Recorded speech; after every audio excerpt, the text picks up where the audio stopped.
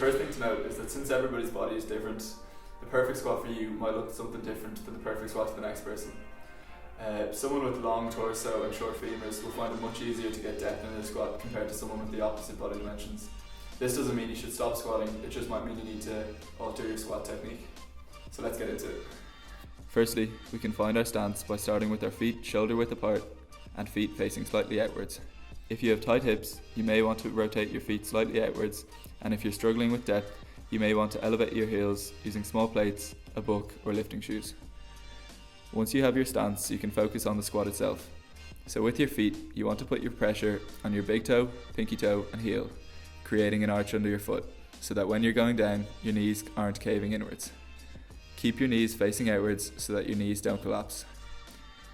You can put your hands wherever you feel comfortable. I usually hold them up here. When you're going down, take a deep breath, stay tall, keep your back flat, and try to keep it as one movement, and push up once you reach parallel. Having a deep squat where you reach parallel is best for muscle growth. If you want to target your quads more, go for a narrow stance with your heels elevated, and if you want to target your glutes more, go for a wider stance. You can add weight to your squats in a number of ways. If you have a dumbbell, kettlebell, or any object you can hold in front of you, you can try a goblet squat. This is where you hold the weight in front of your chest and squat from there. Barbell back squats are a great way to really start adding weights to your squats because the weights are no longer on your arms, meaning you can lift heavier. When setting up for the barbell back squat, have the bar just under shoulder height.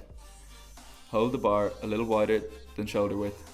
Step under the bar, squeeze your shoulder blades together to create a ridge for the bar to rest on. This is just behind the bone on your shoulder. Lift the bar up, take a couple steps back, and squat normally.